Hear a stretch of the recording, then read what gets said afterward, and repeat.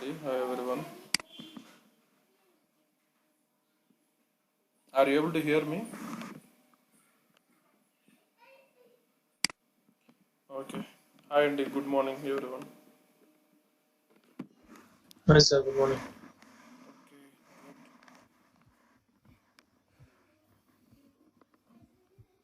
Good. Is my screen visible to you all? Yes, sir. Yeah. Then it's fine. Okay, Andy. So far, I think we have discussed about several report. Create custom reports like simple report, advanced report, matrix report, trending report, search report, and box report. And apart from that, we have two more reports called as transposed report, and then we have one more called as composite report. So these are not that important, but I'll explain you at the end if needed. Okay, so this is transposed report is like if you have a report, let's say, so you wanted to convert the rows into fields, fields into rows. Okay, so if it is like pivoting, if you have heard about pivoting, so you wanted to convert the rows into fields, fields into rows. So there are different pivoting like horizontal pivot, and also we have vertical pivoting that can be done using this transposed report. It is just like conversion, like so the field which is available in the horizontal, you will be converting it to a as a column, and column will be converted in the form of a row, like so that conversion we will be using these transport reports. Apart from that, nothing much is there. So just for reversal of the fields that we will be using this field, this particular report. And then next one is composite reports. Let's say you have built a matrix report, and usually this matrix report, how many data sources we can choose for one particular matrix report? Can I choose multiple within one particular matrix report? If I try to, and I mean any report you set, simple, advanced, matrix, or trending, anything, you can choose only one data source at a time. You can't choose multiple data sources at a time. So that is a limitation we have. Okay. So but then I have a requirement. Okay, wherein I wanted to fetch some fields from two data sources. There are some fields that we wanted to get it from one data source, some fields we need to get it from another data source. So you can't create such kind of report directly using these matrix reports or any other reports. Okay, so first you have to create matrix 1. Okay, this report will fetch the data, fetch the fields from data source 1, and then you will create one more matrix report, so that will fetch the data from fetch the fields from data source 2. And then what we are going to do is we are going to combine these two data source, combine these two reports, matrix report, into single report, and then you can make them, I mean, visible all the fields that are coming from two different data sources. So that is the use of these composite reports. Okay, but we can't combine all the reports. Only matrix reports you can combine in this. Only matrix reports you can combine. You can't combine even other reports as well.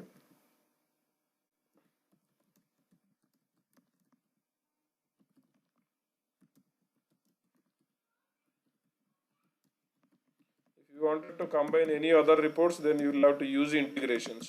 In Studio integrations, any other reports can be combined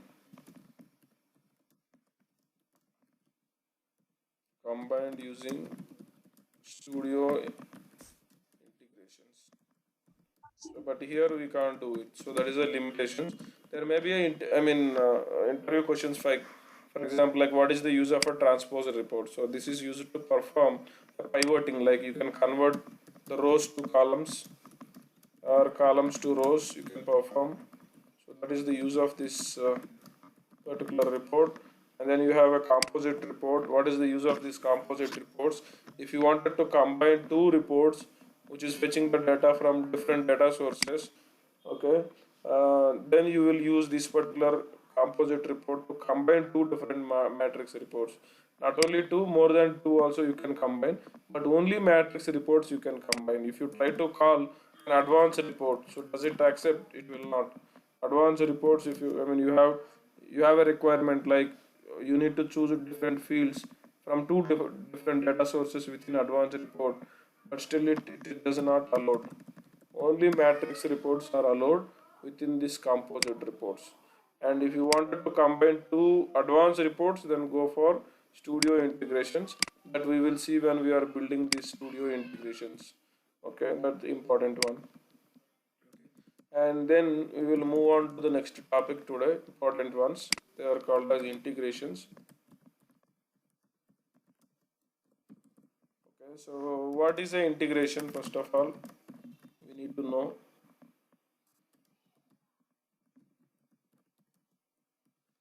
So can someone guess it or tell me what is an integration? So from your terminology or what your understanding is all about. When do we go for actual integrations? What is the need of this integration, and why do we go for this? Tell your whatever your understanding you have. We can transfer from one format to another format or one place to another place. One format to another format, I can convert within Workday itself, right?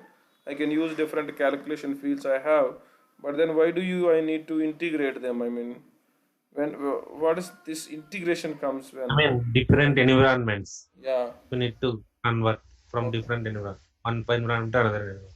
Okay. Any other inputs, answers?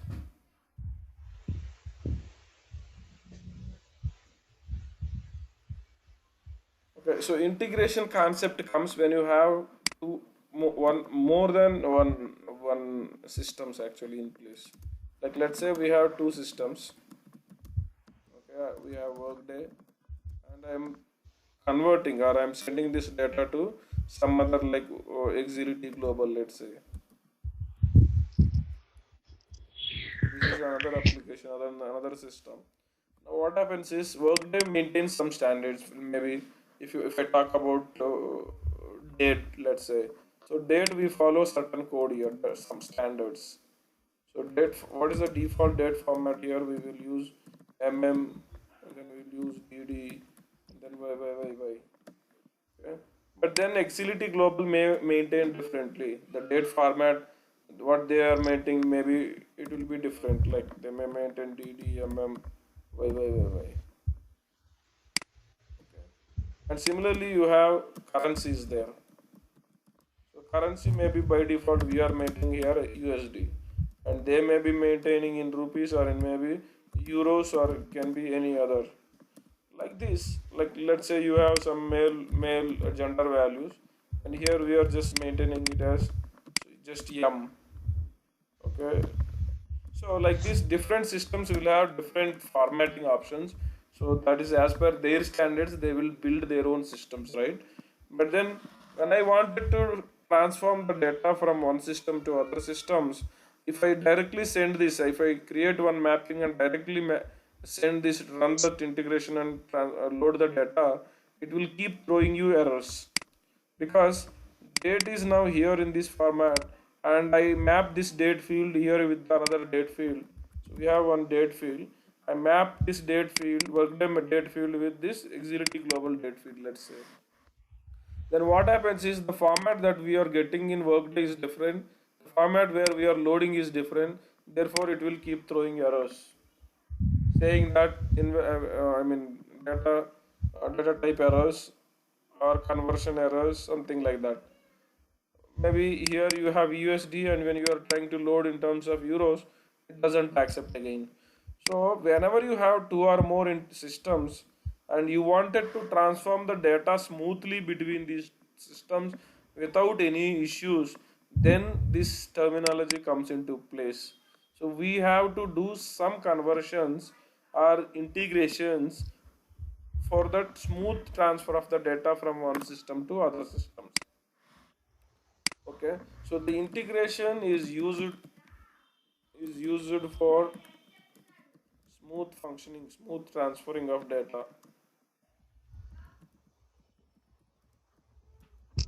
from one system to another system. In any organization you will have different number of applications. You have 20, 30, 50 also. So from one system to other system there will always be a requirement to pass on the data, transform the data. So then that is the reason why you should know how to create integrations as well. So integration is a step. Okay, it is a kind of function, or it is a step that is used for smooth transferring without any issues. Like, even though you have different conversion issues, but you will do that conversions well in advance and transform the data so that there won't be any issues. So the data which we have in Workday will be easily to deliver to the Agility Global. Similarly, the data, if from Agility Global to Workday you wanted to transform, so what do we do? They convert into the Workday format and they send it to us. Or the data that comes from them we will capture and we will convert into the Workday format and then we will load. So two different ways we can do that. So that is what integration is all about. For example, let's say there is. I can also give another example in terms of integrations. Let's say in Workday we have different modules. Okay, let's assume that Hari is working in recruitment module, and Venkat is working in talent module, performance module, and Sitaram is working for payroll module, let's say, and then we have Banu is working for compensation module. So four different module, and you have been assigned to deliver or create reports for this module and integrations for this module. So now you are responsible. Hari is responsible only for recruitment.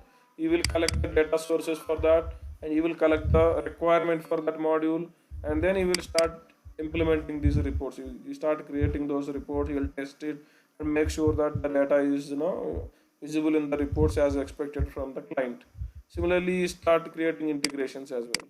Okay, he has built his own work, whatever the tasks are assigned. Similarly, other members are also completed there. Now the system is like, okay, there are, let's say, within the recruitment some reports were created by Banu, and some other reports were created by Hari, some other report created by Venkat, let's say. So reports, totally we have, let's say, 20 reports you have to create.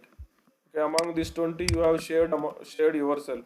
10, 10 integration, 10 reports were developed by Hari, 10 are developed by Venkat. So like that you have a team, like 8 members team, 5 members team, and 10 members team will be there in your real-time projects. So some, you will not be developing all the reports, all integrations by yourself. So you will have to collate the work, or you have to distribute the work among yourself, and you have to do it. Now Ari has developed 10, Venkat is developed 10. But then when you combine all these and you run it, then you will come to know whether all are working properly or not. Maybe that when you say, when you run these reports one by one, it may be working fine. But when you collate them and you combine them all into one and you try to run them, you may not be able to successful in that. That means we have to perform some integration testing here. How they are, if there is any interrelation between one module to other module, or one report to other module. One report, let's say report 1 that you have build has to pass the data to report 2. Okay, or integration 1, let's say.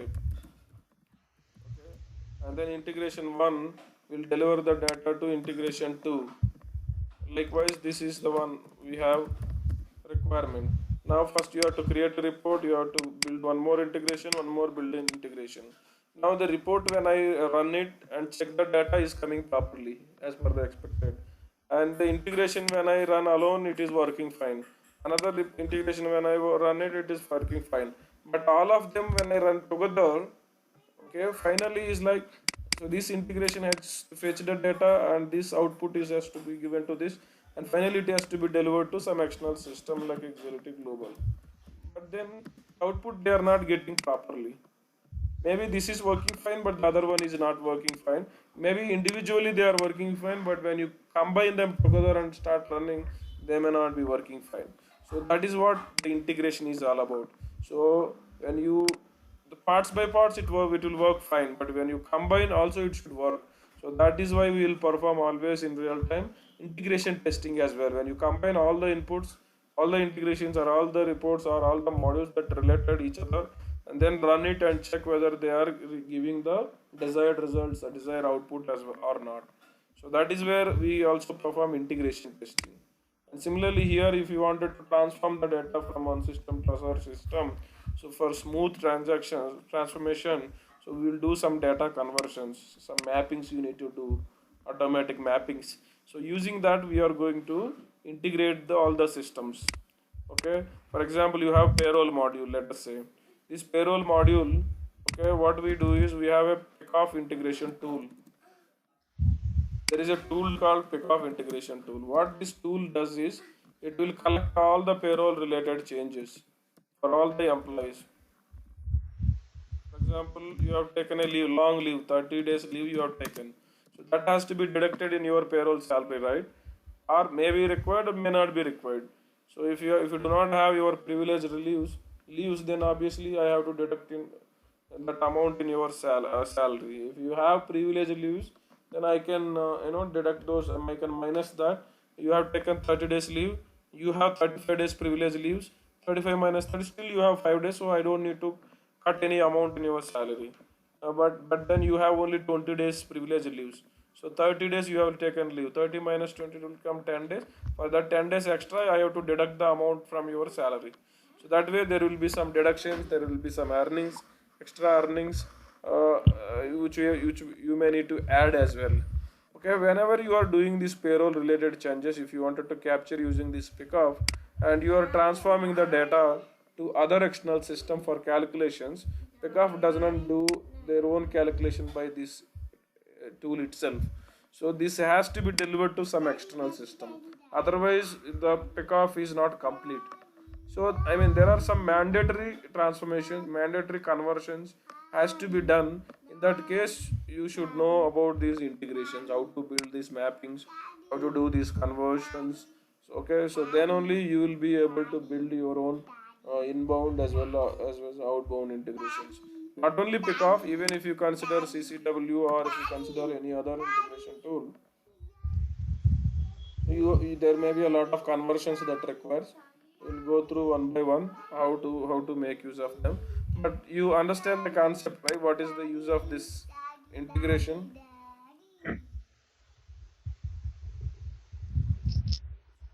So now tell me what is integration?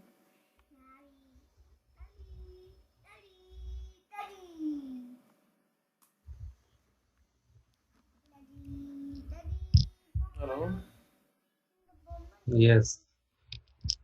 So I integration mean, is like it is a we need to process. It is a process used to transform the data from one system to other systems without any before issues. loading, Yeah. అంటే before loading ఇక్కడ ఏమన్నా మనం convert చేసి Oh, yes. Options use చేయాలండి. Yes, yes. We have to use some. Maybe if you are using a report, you have to do this. You have to make use of these calculation fields. And if you are using different integrations, there are different processes. I mean, I will explain it to you how to do that conversions as well. In EIB, we will follow differently. In CCW, we will follow in a different way, so that conversions will be done. And report we will use calculation fields, but report only a bit complex, but in the tools like CCW, EIB, or any other, it is easy. I mean, conversions from one system to other system, transformations are a bit easier comparative with the calculated fields actually, which we use in the even studio also use for only integration. yeah. మా సాయిని తీసుకెళ్దురామా, బొమ్మలంట పెట్టి సాయికి నా అమ్మ పెట్టిస్తుంది వెళ్ళు. Okay, yeah. Okay, so in Studio also, I mean, before you call any report into Studio itself, you can do the conversions itself. Okay, so we'll go through that when we are building all these integrations by ourselves. So today, okay, this is what integration is all about. So it is a process of, if I say a definition, it is a process of transforming the data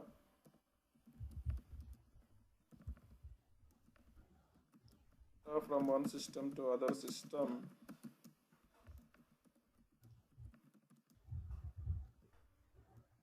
smoothly or without any issues. So that means we are going to do, we will take care of all data conversions.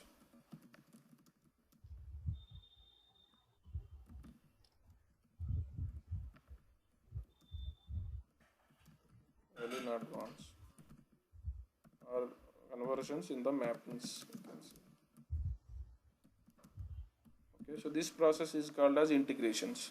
But these integrations we have two types, as I said. One is inbound integrations, and we have outbound integrations. What is the difference between them? Inbound means Inbound we means, will receive data from any other data sources systems. okay, Outbound we will send to output file. I mean yeah. the target place. Inbound means you will be given a file, some that is coming from some external systems or from some group, or somebody is giving you a file. Different types of files it can be a text file, it can be a CSV file, or Excel file, or HTML file. Any file they will give you. So these file you are going to load into Workday environment. I mean Workday. So you need to load the data. Workday is basically means web services. They are built within all the web services. Okay.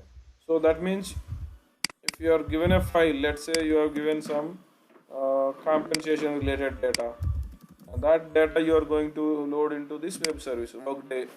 But which web service is a important task for us? So if you are given core HCM modules data, like address change information, or some contact information change information, or some secondary detail information, anything is given to you, you need to load into Workday. But where to load, you need to identify, okay, what is that web service where I can load it. So there are different web services related to HCM. There are different web services related to compensation. Different web services related to what do we say? Different module recruitment. Likewise, for example, I can show you different web services here for your reference. So, Workday is completely built of web services only. So they are XML web services. They're called as SOAP XML web services. I will show you to you how they are looks like.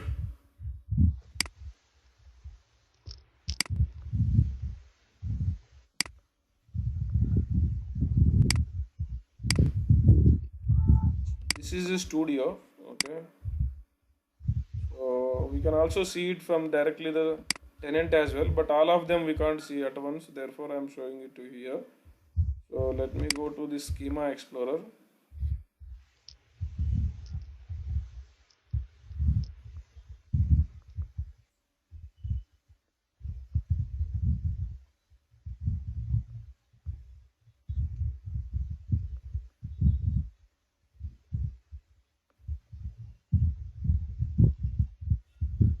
This is a Eclipse environment, a bit slow. It is always comparative with the other.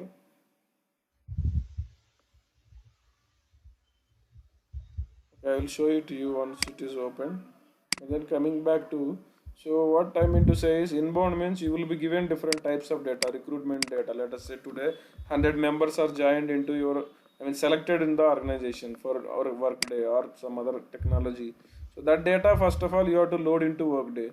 Where do you load? So you have to load into a web service. So first of all, we have to identify that web service, where to load, and there are number of web services are there. around 1900 plus web services are there.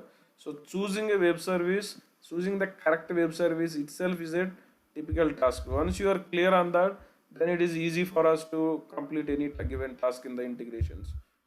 Okay, so if you are not sure, then what do you do? So I can tell you some of them, but I can't tell you even among 1900, all of them even I am not aware, right? So the standard process what we follow is we have this community, Workday community, okay? So where you can post your question, like we are getting fields like this, okay, with respect to compensation. Now, what is the web service I can choose? So you can ask. So then Workday will answer you, like Workday organization will answer you immediately within the given SLAs. Okay, what is the right web service that you can choose then to load the data. But if you are clear on, I mean, there are some standard web services that we can use. If you are clear on that, you can immediately, just choose them and then you can start loading it. But whenever you are unsure, then this is the right process. Or you can also ask your seniors or your colleagues or your, anyone who knows it. It's fine. Even if they are not aware, this is the standard process. So you can just go and create one ticket in the community. You will be given access in the project where you are working. Okay, then you can, I mean, immediately get the answer also. So that way, I mean, one follows it. Then here you can see there is a schema explorer. So wherein if you just go to this W, add workday web services. All these are the web services that are available within the tenant. Okay, so there are different versions 31.2. So now you can see all the web services, like we have time tracking related, talent related, staffing related, recruitment related, payroll related. Okay, each module will have cash management, academic, core HCM, learning, different are there. Now, for example, I wanted to build one for, okay, payroll, or I want to build for one in financial management or compensation. So whatever you want, you can just choose them and finish.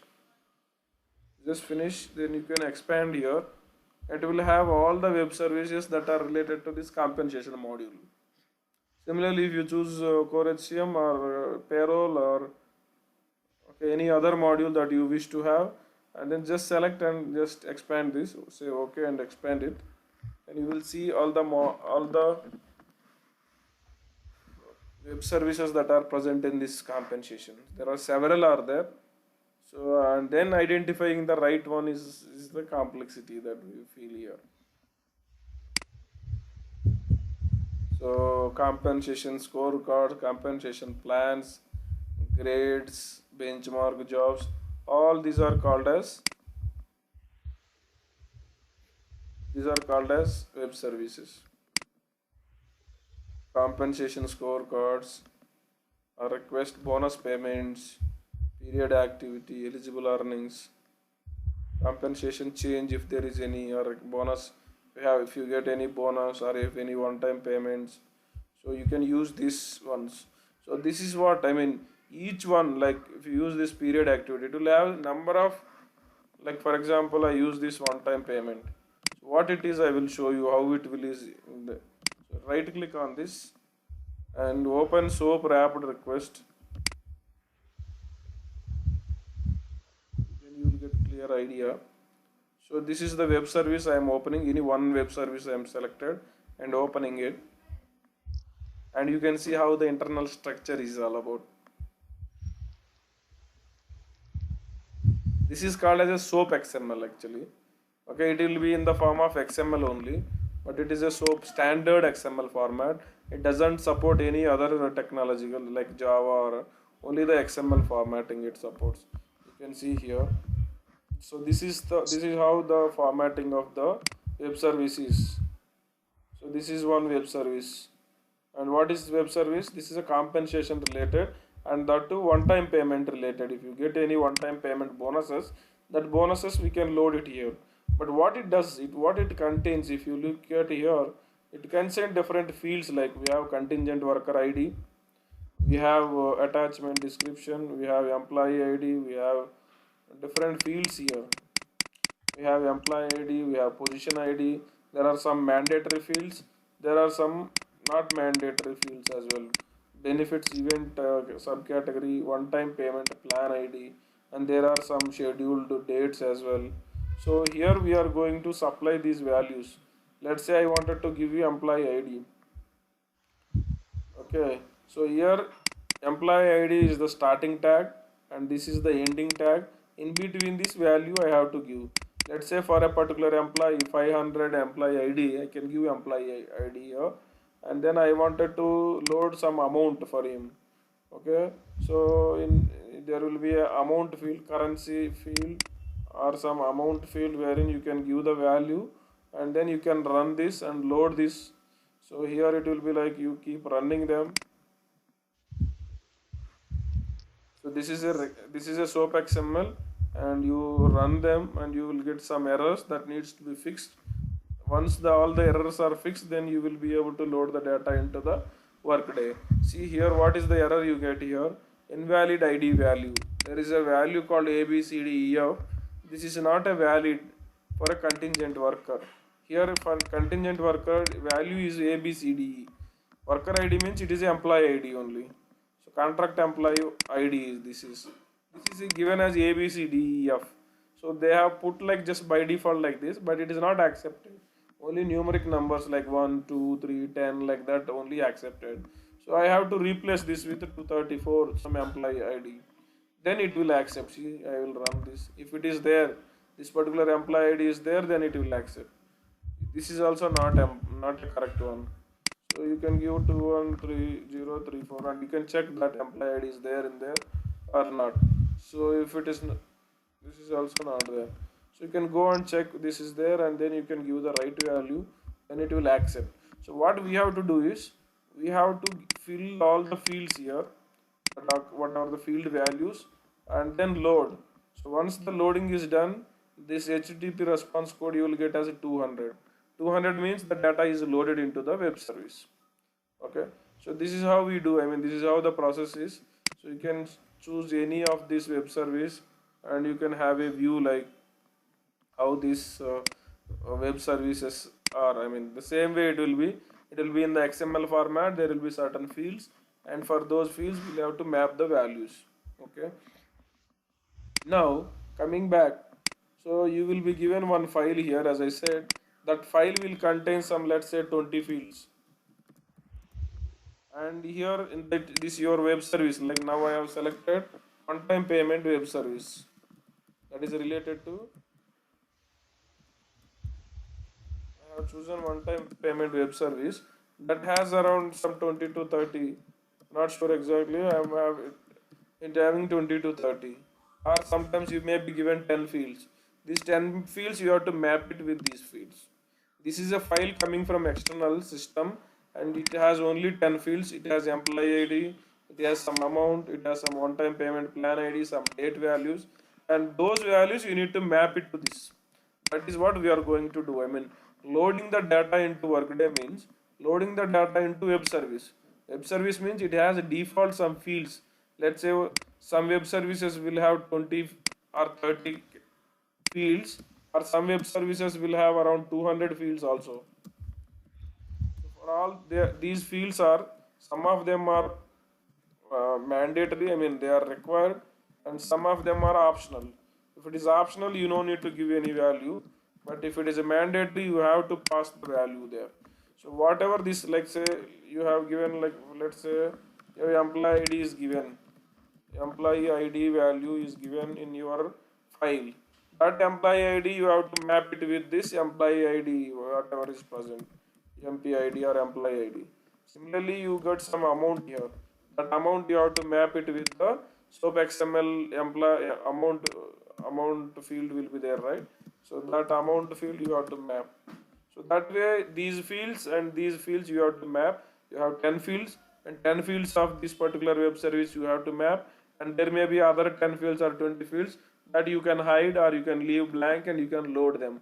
So these 10 fields data whatever you are getting, that will be loaded into this web service. So that is how we are going to load the data. So we will do in a different way in Studio, and we will do in a different way in EIB. So either you can do this inbound integration, okay, either using in EIB tool, or you can Studio also you can use. So both you using these both the integration tools, you can perform inbound integrations. That means the extra given external system given file can be loaded into Workday. But when do we go for this EIB and when do you go for the Studio is also a important question. So if you have, let's say, the given file is 300 MB file, then you can go for EIB or less than 300 MB, let us say. If the given file size is less than 300 MB, then you can use EIB. Okay, if it is more than 300 MB, then you can't use this. If it is more than 300 MB, then inbound, I mean EIB is not accepted. EIB doesn't accept. So you have to go for Studio. So that is the advantage we have. So only less amount of data is supported in case of EIB. Similarly, you can only use, I mean, simple integrations in EIB, but we can do some complex integrations also in Studio. Okay, now today we will let us start building one EIB. Okay, before going to that, let me also give you brief discussion about outbound integration. Outbound means we will extract the data from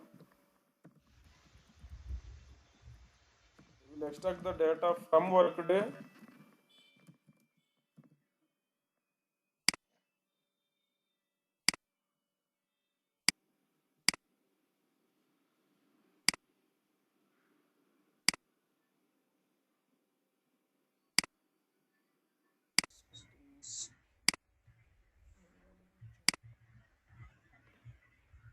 Okay, so what we were discussing is like outbound integration. So we'll extract the data from Workday and then deliver it to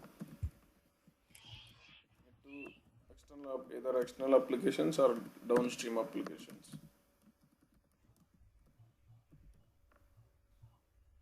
within your organization or external organizations as well. So depends on the requirement. So one is to load the data into Workday and another one is to get the data from Workday and deliver it to the external systems. Both of these can be performed by different integration tools. So now let us just look at it EIB. So EIB is one integration tool, okay, using which we can perform both inbound as well as outbound can be performed by this tool. It will allow you to perform inbound, also it allow you to perform outbound integrations. What is the full name of this particular integration tool? Enterprise integration, sorry,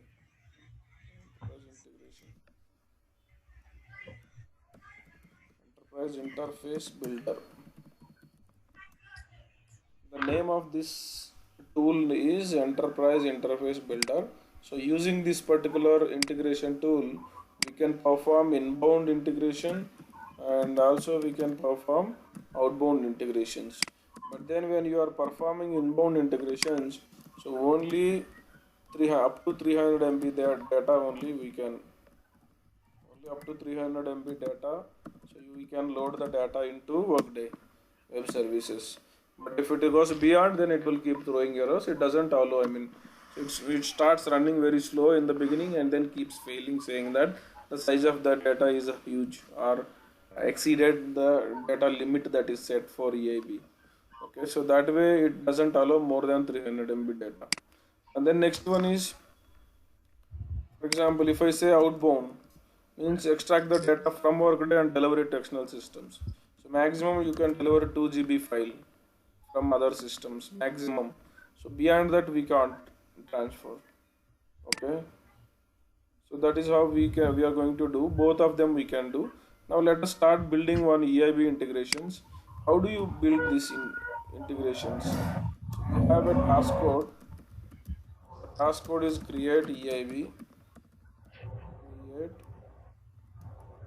EIB is the task code.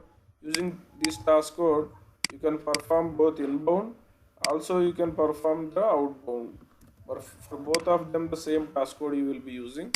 Only thing is that you have internal radio buttons, you can choose them different, either it is inbound or outbound.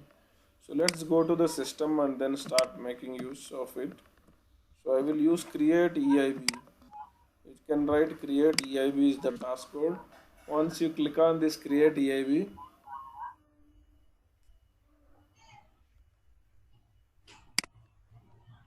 there are different. See here you have inbound as well as outbound.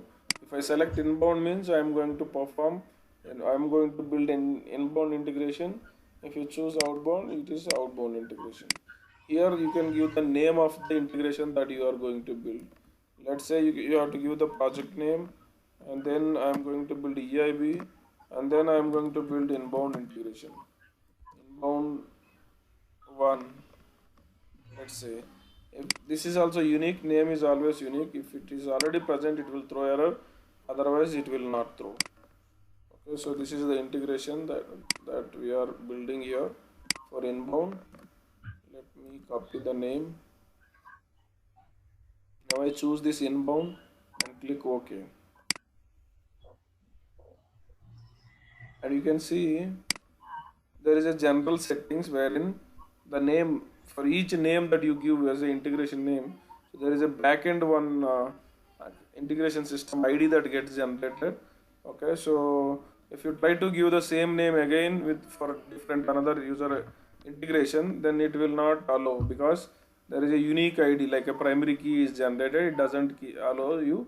So you can't give the same name for any of the integration. Same like reporting also, we can't give duplicate names, right? So that is the advantage we have. And then we have different steps here for configuring this EIB. First is get data, transform, deliver, summary. Important 4 steps for either inbound or outbound. The same steps will be there, but we'll have, I mean, there is a small variation of configurations for each step if you compare with inbound, outbound. But for inbound, let us see, next step is get data. So from where you can get the data. So you will, as I said, for inbound you will be given a file. Okay, the file is directly shared to your mail ID, or file can be put it in some SFTP server or some FTP server they will put. Okay, and then they can give you this access to that server will be given to you. Then you will have to access that file which is placed there. So that is where you can see there are different retrieval methods available. If I just edit it, you can see different options like attach file at launch, Amazon simple storage service, FTP, REST URL, SFTP. Likewise, you have different options. All these are retrieval methods. If I choose FTP, let us say this is a FTP server. So you have to give the host name of that FTP server, and then you have to give the directory where the file is placed, and you can give this the user ID and password of that user through which you are logging into that system. Okay, and then actual file name. So this we can't use right now because we don't have any SFTP servers or FTP servers as you have in the real time. But you can make use of these options when you are going to create your own integration in real time. But here we can just check these options, but we can't embed this. We can't do any changes to this. Okay, similarly, I can choose a different option. You can choose